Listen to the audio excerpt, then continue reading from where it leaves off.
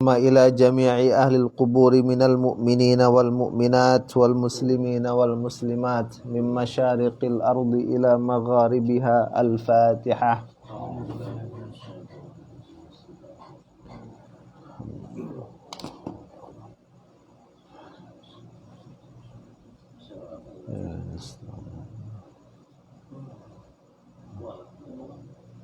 ثم خصوصا مؤلف هذا الكتاب. الفاتحة.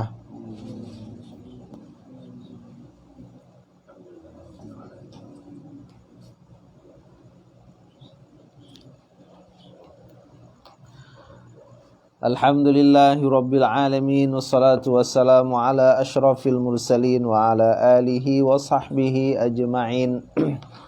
Alhamdulillah ikhwah fillah yang dirahmati Allah. Pada malam hari ini kita akan melanjutkan bahasan dari kitab Kifayatul Akhyar fi Hilli Ghayatil Ikhtisar, di mana kita sudah sampai di poin tentang dafnul mayyit, menguburkan mayit, menimbun mayit dalam tanah, gitu kan.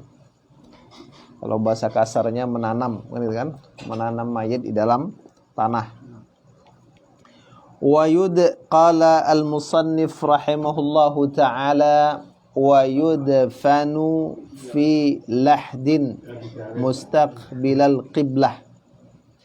Dan orang yang meninggal dikuburkan, ditanam fi lahdin, dalam lahat. Jadi liang lahat, ya. Mustaqbilal qiblah, menghadap kiblat. Jadi perintahnya itu menghadap kiblat. Di situ ada kata lahat, ada menghadap kiblat. Wa yusattahul qabru ba'da ay yu'ammaq, dan diratakan kubur setelah ia digali. Gitu. Wala yubna alaih, dan tidak dibangun di atas kubur.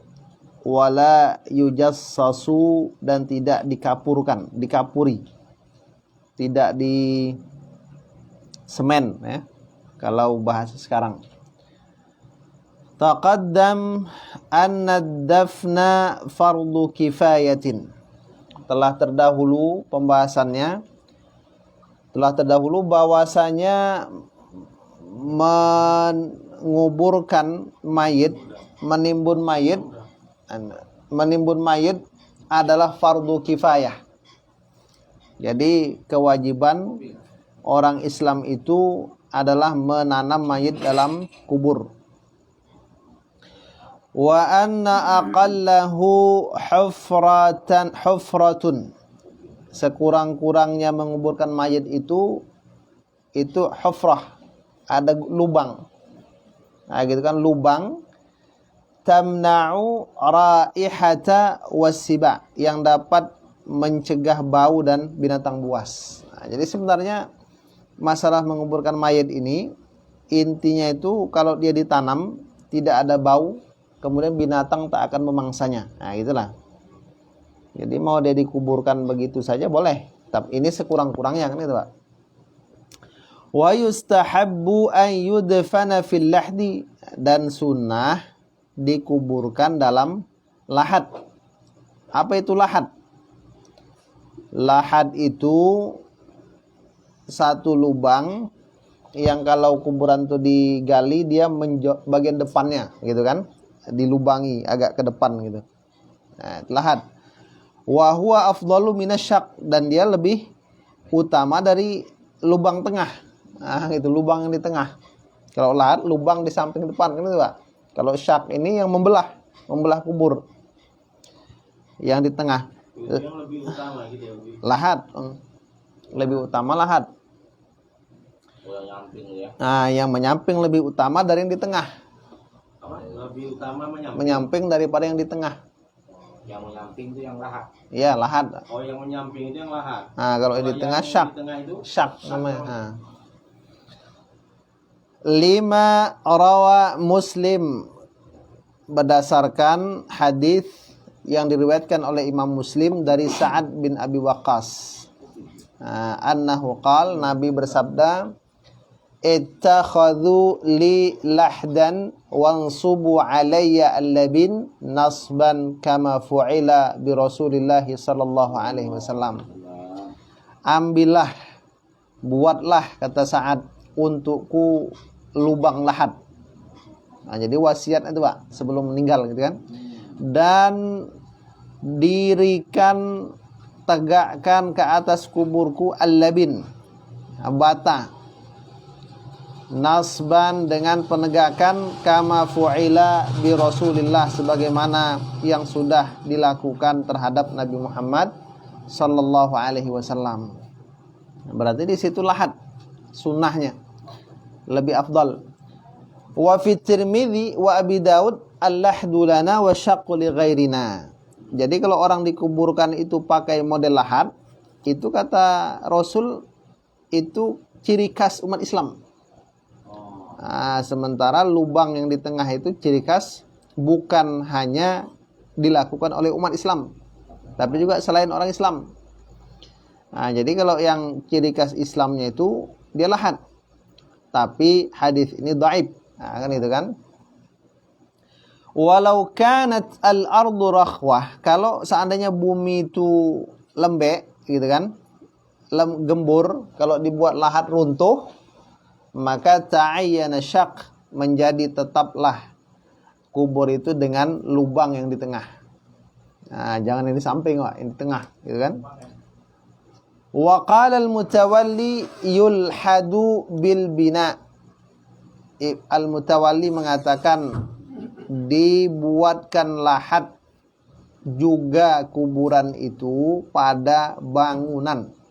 Jadi seandainya kuburan kita itu modelnya di semen dari atas sampai bawah gitu kan. Misalnya kuburan Mustafa Kamal Atatürk kan itu kan. Nah, dia kan enggak dalam bumi itu. Tapi di atas bumi di semen. Maka tetap disunahkan dibuat lahat. Nah, gitu. Tetap dibuat lahat.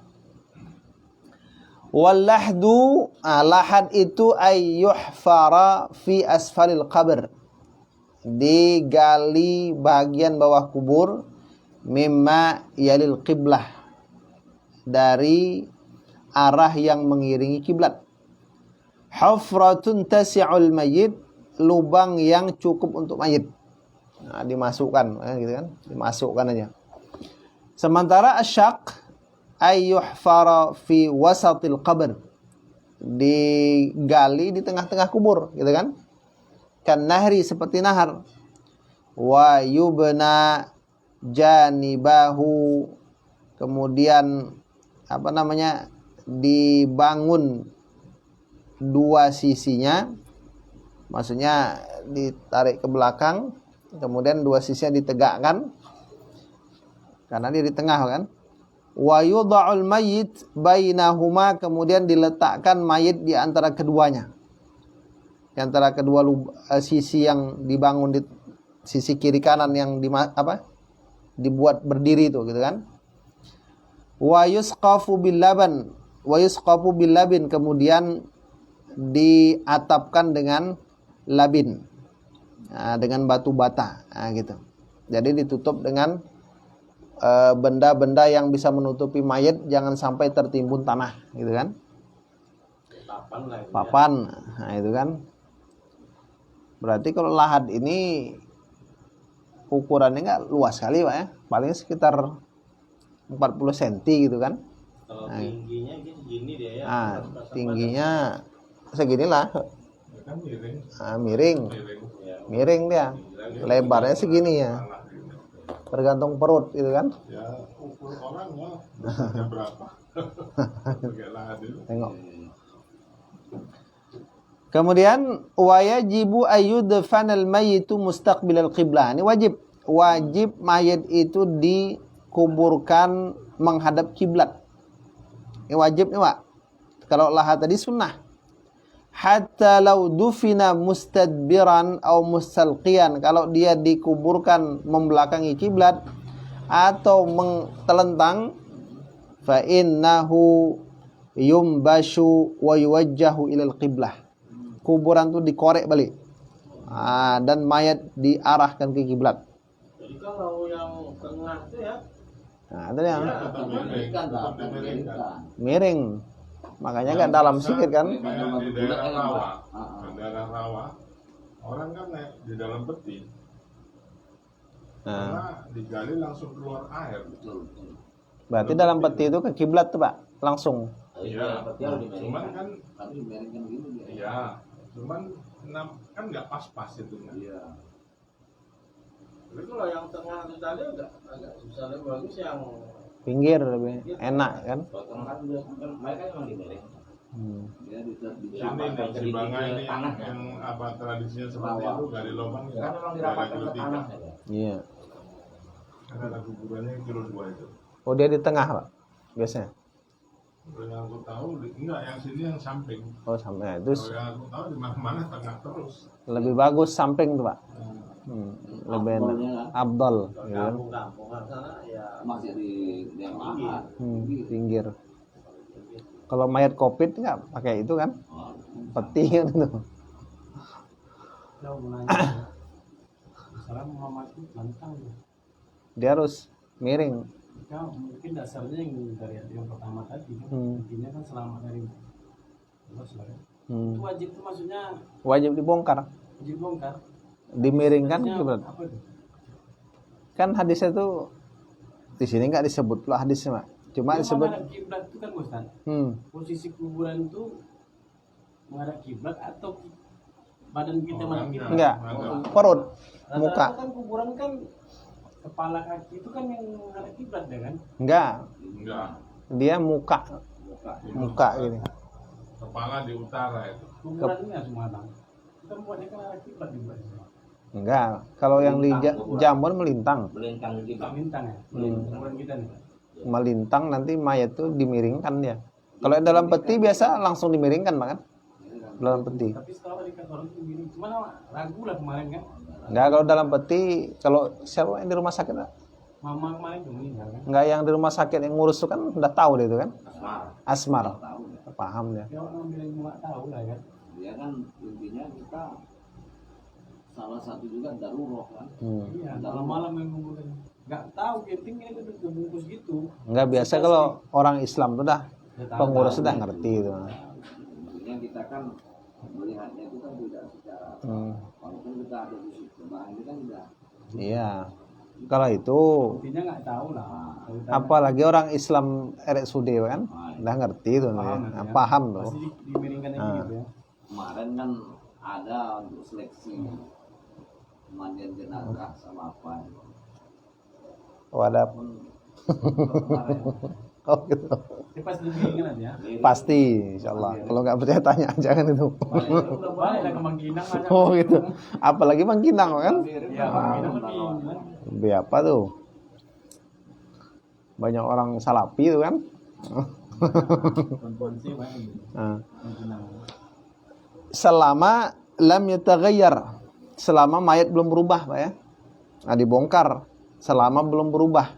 Jadi kalau kita sekarang mungkin agak 3 bulan kan, nah gitu. Wa yustahabbu ay yuwassa'al qabru wa yu'ammaq. Nah, disunahkan kubur itu diluaskan dan didalamkan. Nah, jadi sunah luas, sunah dalam, qadra qamatin wa bastatin, seukuran berdiri dan mengacungkan tangan. Berarti berapa senti itu Pak? Kita berdiri, kemudian tangan diacungkan ke atas sini. Nah, itulah dalamnya kubur sunnah. 2 meter. Nah, itu dia. Orang kepala gitu ya. Ukuran Indonesia lah 2 meter. Orang lagi. Jadi, seukuran dia berdiri tegak, nah, tambah segini. pas lihat orang Indonesia ngobrol lah. Orang normal lah ya. Iya, normal. Ini pokoknya standar normal sebenarnya. Berarti kita mengukur mayat tuh apa lah ya, masuk dengan kepala ya kan? Iya. Tambah tangan kita lagi kan? Paling 1,7. Nah, ginilah. Enggak, ini kan ukuran dalam. Ya, Dalam. benar rata-rata kan ukuran badan orang. Karena Iya. orang berdiri dari itunya segini banyak. Ini kan, Supaya jangan apa aja. iya, supaya jangan bau aja. Iya. Oh, Dari segi Kalau setengah meter pun nggak tercium. bisa. Jadi nggak bisa dicongkel. Semen pun bisa. Nah, semen pun masuk. Cuma ini kan belum selesai nih Pak, apa pendapatnya kan? Oh iya, Nah itu dia, masih panjang lagi kan. Lianna Umar radhiyallahu anhu awsa bidzalik, karena Umar itu berwasiat kalau dia nanti dikuburkan dalamnya itu seukuran berdiri dan mengacungkan tangan, membentangkan ke atas.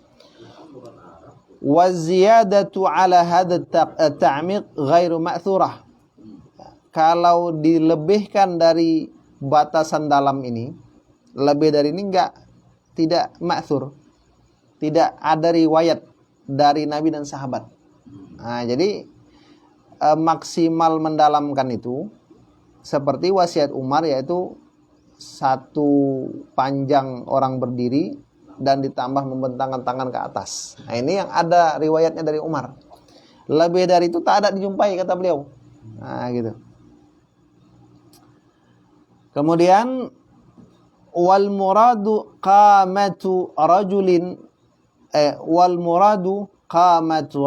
mu'tadil. Nah, jadi maksud berdirinya tinggi dalamnya itu berdiri tambah mengacungkan tangan tuh standar siapa kan itu kan? Nah, ini standar siapa yang digunakan gitu? Standar orang yang tingginya tuh normal.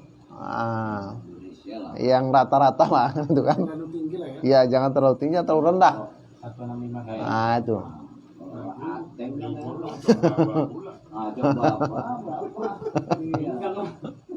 Nah, itu ya, standar orang yang normal. Yaqumu wa yabsutu yadayhi, normal dia berdiri dan membentang tangan ke atas. Wa yabsutu yadayhi marfu'atain. Jadi dibentangkan tangannya dalam keadaan diangkat ke atas, maksudnya bentang ke atas gitu kan, diacungkan.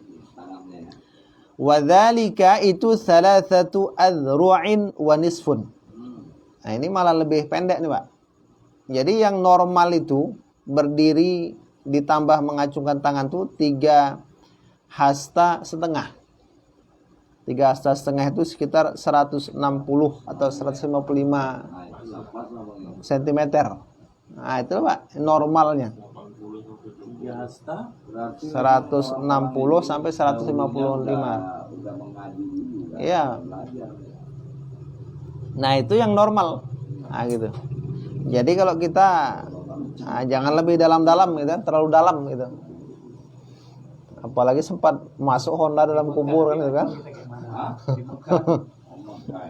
Dia ke bawah kan. jadi makan juga itu menguburkan kemarin jemaah Qalahu Ar-Rafi'i. Nah, ini ada lagi pendapat Imam Ar-Rafi'i, wa qila arba'atun wa nisfun. Ada lagi yang mengatakan 4,5 hasta. Wa sawabahu fi Rawdah. Imam Nawawi membenarkan pendapat itu dalam kitab Ar-Rawdah. Wa naqalahu 'anil jumhur. Dia mengatakan ini pendapat jumhur ulama. Tapi dalam kitab Ad-Daqaiq kata beliau, wa qala fi Ad-Daqaiq, dalam kitab Ad-Daqaiq Al-Minhaj, Imam Nawawi mengatakan pendapat yang pertama itu ghalat, salah. Yang mengatakan 3 hasta setengah itu salah. Yang benar itu 4 hasta setengah. Nah, itu berarti sekitar 2 meteran kan? Nah, itu. Waqila, ada lagi yang mengatakan yang disunahkan tuh qadra qamatin faqat, hanya batas orang berdiri saja, gitu, berdiri kepala. Nah, ini rata-rata yang di kita kan di Duri gitu kan. Nah, di Duri, Riau. Berapa dia? Salasatu adru', 3 hasta. Wa yurfa'ul qabru qadra shibrin, dan disunahkan diangkat kubur itu seukuran 1 jengkal saja. Nah, jadi sunnah tuh dinaikkan sejengkal. Enggak, setelah ditanam tanahnya ditimbun gundukannya 1 jengkal sunnah. Nah, itu 1 jengkal saja pula Pak. Nah, 1 jengkal saja gitu kan. Kenapa? Liyu'rafa fayuzara wa yuhtarama, supaya diketahui lalu bisa diziarahi dan bisa dimuliakan. Nah, gitu. Kalau rata saja khawatirnya nanti hilang jejak tuh kan, itu kan. Rawa Ibnu Hibban fi sahihihi anna qabrahu sallallahu alaihi wasallam kadzalik. Jadi dalam kitab Sahih Ibnu Hibban, Nabi itu kuburnya ditinggikan 1 jengkal. Nah, itu dia. Dari permukaan. Tapi kata pengarang Syekh pensyarah, menurut mazhab yang sahih dari mazhab Imam Syafi'i, anna tastihahu afdalu minat tasnimihi. Meratakan kubur itu lebih bagus dari meninggikannya. Nah, diratakan lebih bagus. Kenapa? Ruwiya anna qabrahu as-salatu alaihi salatu wassalam wa qabra Abi Bakar wal Faruq kadzalik. Katanya kubur Nabi itu rata dulu.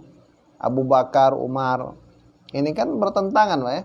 Tadi di atas mengatakan kubur Nabi itu sejengkal, yang ini kok rata pula. Nah, yang benar kan?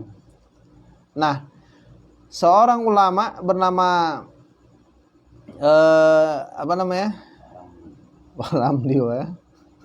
Sufyan At-Tammar. Nah, At-Tammar ini nisbah kepada profesi penjual kurma. Nah, jadi biasa itu ulama-ulama itu di samping ulama punya profesi kan itu kan. Nah, jadi kalau ada ustadz punya profesi nggak masalah, Pak. Nah, ustadz es krim gitu kan. Gitu. Ustadz bekam kan itu kan. Nah, itu dia. Nggak masalah. Kenapa nih? Sufyan At-Tammar. Sufyan yang profesinya tukang jual kurma. Nah, itu. Nah, itu dia. Annahu ra'a qabra Rasulillah sallallahu alaihi wasallam musannaman. Jadi dia tuh pernah melihat kubur Nabi itu rata dulu. Cuma jawaban yang disampaikan oleh Imam Al-Baihaqi apa? Dulu pertama sekali kubur Nabi itu rata. Ketika zaman Walid bin Abdul Malik itu kan ada renovasi Masjid Nabawi kan itu kan. Jadi kamar Aisyah itu kan dibongkar, dibuka kan untuk supaya bisa mengadakan renovasi yang total gitu kan. Akhirnya yang sebelumnya kubur Nabi itu rata, kemudian ditinggikan menjadi 1 jengkal. Nah, itulah dia. Jadi dulu rata, tapi ternyata ditinggikan menjadi 1 jengkal. Nah, sekarang kubur Nabi itu dalam masjid. Nah, ini menjadi satu dalil bagi yang ingin membantah orang yang mengatakan tak sahnya sholat di masjid yang ada kubur. Ini dia dalilnya. Masjid. Dalam masjid. Kan ada pendapat yang mengatakan tak sah sholat di masjid yang ada kuburnya. Nah, apa kata Nabi? Tusalli ala qabrin. Jangan kamu sholat di atas kubur. Kan itu kan? Di atas kubur. Ini kan di atas kubur kan? Bukan dalam masjid yang ada kubur, Pak ya. Nah, gitu. Jadi kalau tak sah, bagaimana dengan kondisi Masjid Nabawi sekarang kan itu kan? Kita orang biasa. Iya pula ya. Nah, jadi sebenarnya apa, Pak? Mana tadi? Jadi setelah dibongkar itu akhirnya ditinggikan menjadi sejengkal. Kemudian berikutnya wal mustahabbu alla yuzada fil qabri ala turabihi alladhi kharaja minhu. Tidak disunahkan itu menambah di kuburan itu tanah yang bukan tanah dari situ. Nah, jadi dari mana tanah itu dikorek, itulah yang digunakan. Nah, gitu. Tanah itu balik digunakan untuk menanam mayit. Wa yukrahu tajsisuhu, dimakruhkan menyemennya. Wal kitabatu alaih, menulisnya. Nah, cuma nanti di sini ada penjelasan ya. Wa kadza al bina'u alaih, demikian juga makruh membangun di atasnya. falau bana alaihi imma qubbatan aw muhawwitan wa nahwah nudhir. Kalau ada orang membangun di kuburan tuh seperti kubah gitu kan, dibikin kubah di kuburan, dipagar, maka dilihat dulu. Kan tadi dimakruhkan. Nah, kan hukum asalnya tuh ada larangan menyemen kuburan kemudian membangun kuburan. Tapi dilihat dulu, ya. In kana fi maqbaratin musabbalah, kalau dia berada di perkuburan yang dia itu didermakan, diwakaf, punya umat, maka bangunan itu harus diruntuhkan. Kenapa? Nanti menyebabkan susah, cepat penuh kuburan. Nah, gitu. Cepat penuh. Jadi alasan maslahat makanya dilarang gitu kan. Tapi kalau dia di tanah pribadi, nah ini nggak masalah, ya. Kenapa tak masalah? Karena itu bukan punya umat. Makanya ulama memfatwakan setiap tanah wakaf yang diperuntukkan untuk mengubur mayit, maka tak boleh digunakan untuk yang lain. Nah, sama seperti air. Kalau dia diimpakan untuk diwakafkan untuk minum, maka nggak boleh untuk berwudu. Nah, gitu. Misalnya ada orang wakaf air kan untuk untuk memberi minum gitu kan. Orang miskin. Kita pandai-pandai mewudukan, tak boleh. Sampai pembahasan bagaimana kalau air itu diwakafkan untuk berwudu. Bolehkah untuk mandi? Gitu. Bolehkah untuk mencuci baju? Kalau memang dikhususkan untuk berwudu, maka tidak boleh untuk mandi dan mencuci baju. Kecuali mandi wajib.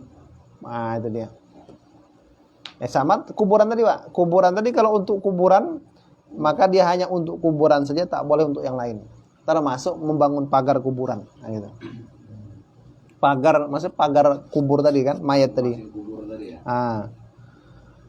Kemudian wahal yutayyanul qabru, adakah boleh di tanah liati kubur, tanah di keramik, ya, di keramik kubur Imam Al-Haramain, maksudnya di keramik itu dikasih sekedar bangunan sikit gitu, supaya kuburan tuh nggak hilang sama hujan, nah gitu. Imam Al-Haramain, Imam Al-Ghazali itu mengatakan tak boleh. Walam yadhkurhu jumhurul ashab. Kebanyakan murid dan ulama Syafi'i tidak pernah membahas ini. Membahas masalah yang hanya sebatas itu kan. Tapi Imam Tirmidzi menukil dari Imam Syafi'i, tak masalah. Boleh. Jadi memberi mentanah liati kubur itu boleh. Supaya mungkin supaya tak hilang gitu kubur tadi. Kemudian disunahkan menghujani kubur dengan air, maksudnya menyiram, ya. Menyiram macam menyiram tanaman tuh. Ini apa hikmahnya, Pak? Hikmahnya sama seperti Rasul itu menancapkan pelepah daun kurma tuh. Selama daun tuh belum kering akan memberi syafaat. Selama air tuh belum kering itu memberi syafaat kepada mayit nanti. Wa ayyudha alaihi hasa, dan diletakkan di atas kubur itu kerikil. Nah, sunnah tuh, Pak. Wa ayyudha 'inda ra'sihi sakhrah aw khashabah wa nahwu. Diletakkan batu, kayu, gitu kan. Dan dimakruhkan yudrab alaihi khaymah, dibuat kemah di atas kubur. Diatapi makruh, Pak, kubur. Kecuali di tanah pribadi. Misalnya kalau kita ke Besilam itu kan ada kuburan Syekh Abdul Wahab Rokan kan. Nah, itu tanah pribadi itu. Punya dia kan itu, Pak. Lambat laun jadi perkuburan umum kan itu kan. Nah, itu dia. Jadi nggak masalah dibangun bangunan di situ. Kemudian tidak masalah jalan menggunakan sendal di antara kubur. Nah, boleh, nggak masalah. Jadi kita berjalan pakai sandal di kuburan itu boleh, nggak masalah. Nah itu. Walaupun ada hadis yang mengatakan sunnah juga melepas, gitu kan. Wala yastanidu ahadun ila qabr, tidaklah seorang itu bersandar di kuburan. Ya. Wala yajlisu alaih, tidak boleh duduk di atas kuburan. Wala yuti, tidak menginjak kuburan. La tajlisu 'alal qubur wala tusallu alaih. Ini di hadis tadi. Jangan duduk di atas kubur dan jangan kalian sholat di atas kubur. Jadi enggak boleh tuh sholat di atas kubur, kan itu, Pak? Di atasnya sholat, kan itu kan? Nah, jadi ini mengenai kuburan.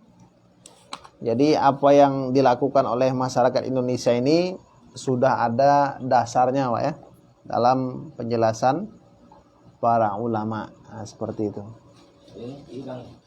Apa?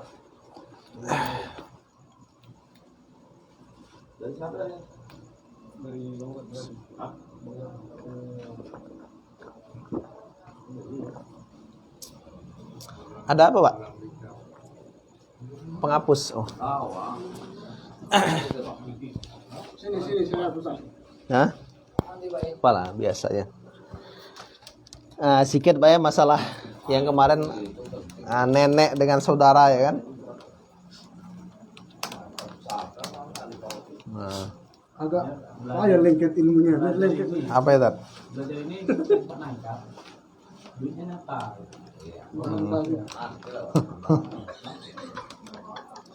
Sekarang, Pak, ada bagian khusus lagi nenek, kakek, Pak, ya. Kakek dengan saudara dan saudara. Jadi kakek dengan saudara. Bagaimana kalau ahli waris itu, ahli waris yang terlibat tuh ada kakek, ada saudara, Pak, ya. Ada saudara. Nah, kalau kita lihat, Pak, di dalam mazhab Hanafi ini masalah selesai, Pak, ya. Kenapa selesai? Selama ada kakek, saudara tak dapat. Selesai. Asal ada kakek, saudara tak dapat. Kenapa? Kakek ini sama dengan ayah. Cuma nanti masalahnya mana kira-kira lebih dekat statusnya itu saudara dengan kakek, kan gitu. Ini mayit meninggal, mayit dia punya saudara kandung. Dari sisi kejiwaan kan dekat, Pak. Lalu kalau begini dekatnya saudara, kenapa kakek harus menghijab saudara, gitu kan?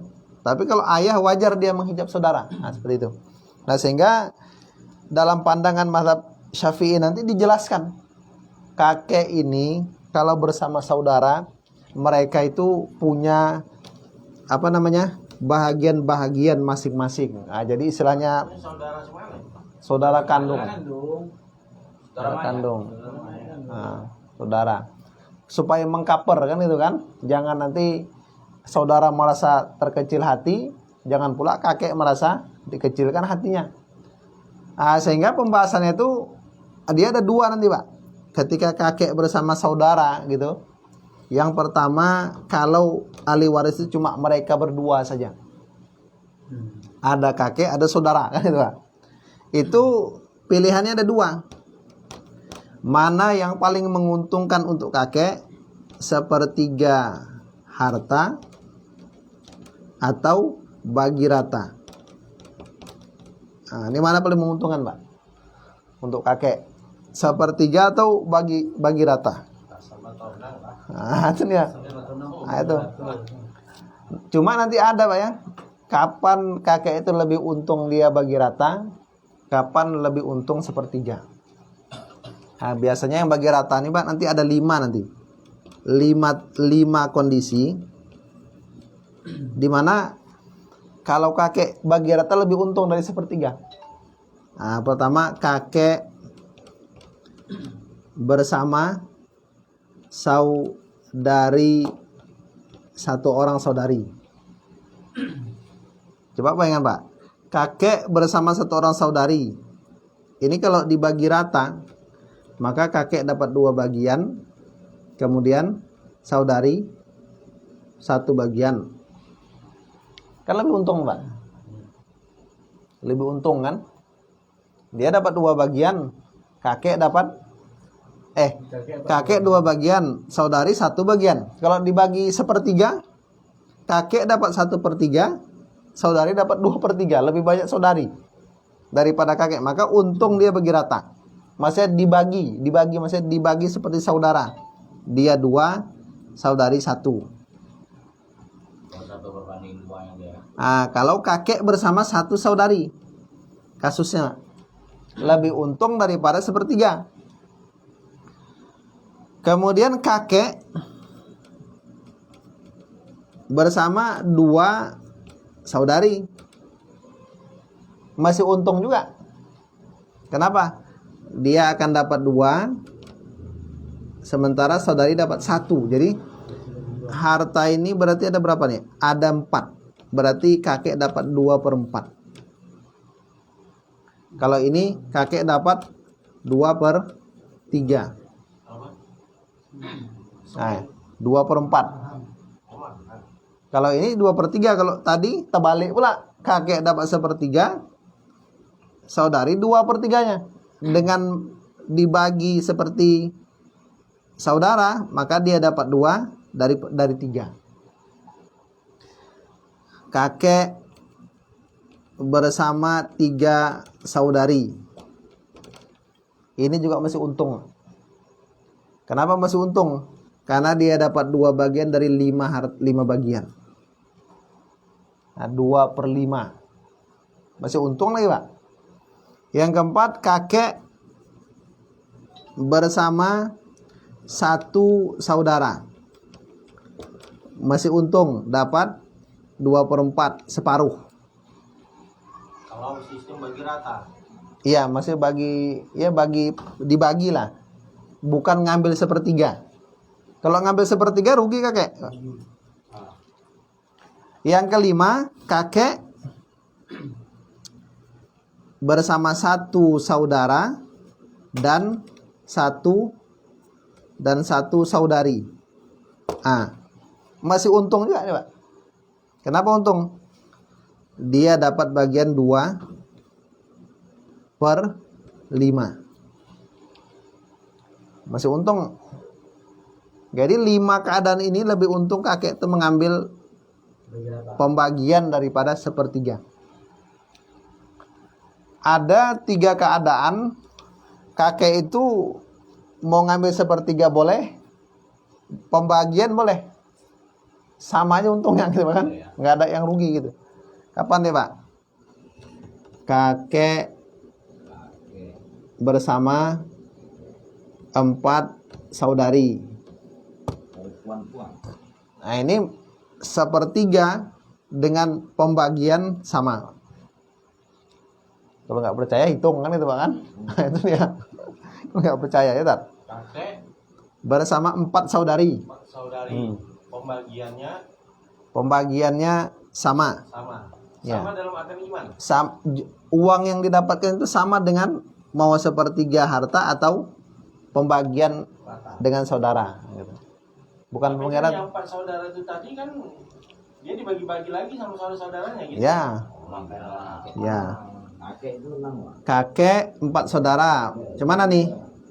Berarti kalau pembagian 2/6. Nah, itu dia. 2/6 ini sama dengan 1/3 kan? Sama. Sama aja, Bang. Mau 2/6 atau 1/3 sama aja tuh. Nah, itu. Tetap Sama. Uangnya sama tuh nanti. Nah, tuh. Cuman perbedaannya yang 4 saudari tadi 4 saudari sama. Nah, bagi. Tetap dibagi juga. berarti Yang untuk kakek juga lah. enggak sampai ya. Memang kakek tuh harus untung nih, Bang. Nah, jangan rugi dia gitu.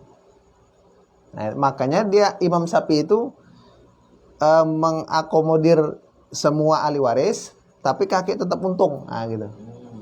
Nah, itu dia. Yang kedua, kakek bersama 2 saudara. Nah, ini tadi kakek bersama 1 saudara, Pak kan? Yang ini 2 saudara. Ya, 2 saudara, 24. Kakek bersama 2 saudara. Berarti di sini 2/6 kan? 2/6.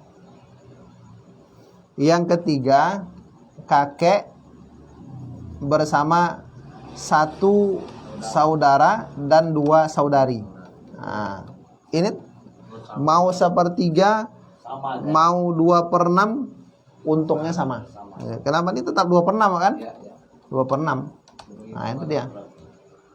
Jadi Satu lebih banyak orangnya gitu kan. ya, kalau yang 5 nih kasusnya, maka kakek lebih untung pembagian. lebih banyak kan. Nah, kalau yang 3 nih mau 1/3 harta, mau pembagian sama. Lain dari itu lebih untung 1/3. Lain dari yang ini. Jadi kalau kita ingat yang ini, yang lainnya ingat. Nanti misalnya ada muncul kan. Ingat yang 8 ini udah gampang tuh. Nah, gitu. Asal yang 8 ingat. Kan itu. Tapi kalau yang 8 ini lupa baru kacau gitu kan. Nah, itu dia. Oh, berarti kalau menurut pandangan Imam Syafi'i, saudara itu tidak terhijab ya? Iya, Oleh kakek. karena dari sisi kedekatan. Tapi kalau Imam Ahmad Nah, itu betul ya. putus. Kenapa kedekatannya? Dari sisi ukhuwah, saudara ini kan level 1. Ya, Sementara kakek level 2 gitu. Nah, itu dia. Kecuali cucu, Pak, kan? Nah, itu cucu kan dia kedekatannya walaupun cucu itu level 2 tapi sisi kedekatannya cukup dekat gitu. Nah, itu. Ya, kekuatannya tuh kekuatan cucu dengan saudara lebih kuat cucu gitu. Nah, itu. Umpamanya gini, itu kan ada dibagi kan gitu. Kan mau ini ceritanya mau dibagi. Hmm. Nah, kan si mayit itu tadi meninggal. Hmm. Kelang dari 1 bulan, ini mesti direncanakan pembagian, tapi kan pembagian kakek tetap ada gitu. Meninggal pula kakek ya? Meninggal pula kakek, tetap dapat jatah kakek itu tadi. Ya, jatah kakek tetap dapat. Tapi jatah dia dibagikan lagi kepada yang berhak. Ah, nanti ada lagi tabel agak panjang sedikit. Nah, itu terakhir tuh. kan kakeknya bagian kakek. Bagian kakek ini siapa berhaknya lagi. Nah, itu dia. Nah, ini masih kakek dengan saudara. Nanti bagaimana kalau masuk yang lain lagi kan gitu kan? Ah, masuk ibu di sini, masuk suami, masuk istri. Jadi ternyata cuma kelangnya hanya 1 hari dia meninggal. Walaupun 1 hari, walaupun 1 detik. Jangan 1 hari. Nah, 1 jam. Ya. nah, itu dia. Mau dibagi, tinggal kawan. Selesai. Nah, Ini udah meninggal yang apa itu tadi ya kan, anaknya meninggal, si mayit itu tadi meninggal. tetap dibagi, Bang. Kelang dari setengah jam Tetap dibagi. Oh. Yang penting dia Baru brojol pun dia waktu meninggal kan, apa sebelum meninggal brojol bentar kan, meninggal tetap dapat. Nah, gitu. Bayi itu tadi. Nah, untuk siapa bagian dia? Nah, itu dia. Tentu kan siapa yang mewarisi. Nah, itu panjang ceritanya tuh kan. Sekali sidang tuh. Kalau anaknya ada itu lain pula. Yang penting Istrinya saksi meninggal, dan- anaknya lengkap diambil semua. Wah. Dibagi-bagi, anak yang bagi-bagi. Coba. Sampai kereta pun diminta sama anaknya. Itu sih prema itu Pak. ya ini untuk besok ini. Jadi lah Pak. Oh siap. Oh ini udah Pembahasan sistem prema prema ya kan prema itu kalau ini belum ada mirang. Kalau itu tadi yang pembagian diambil semua mana itu sih sudah prema. Itu sih oke. Itu makanya itu lah penting lah. Kalau Udah, Sampai bilang sama anak-anaknya,